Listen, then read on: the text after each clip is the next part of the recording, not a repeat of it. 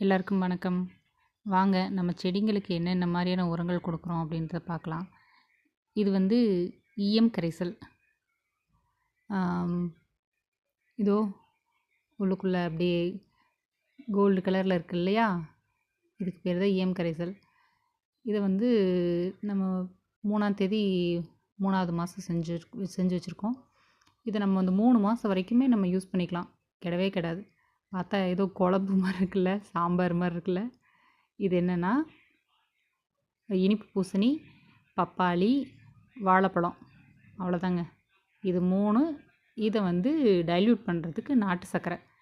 இதை 4யும் சம விகிதமாக எடுத்து எல்லாத்தையும் நல்லா கலந்து 1 வாரம் வச்சுருந்து அதை அப்படியே எடுத்து வடித்து நம்ம என்ன செடிகளாக இருந்தாலும் சரி கொடுத்தோம்னா செடிகள் புஜ்ஜிட்டிக்காக வளரும். நீங்கள் ட்ரை பண்ணி பாருங்கள்.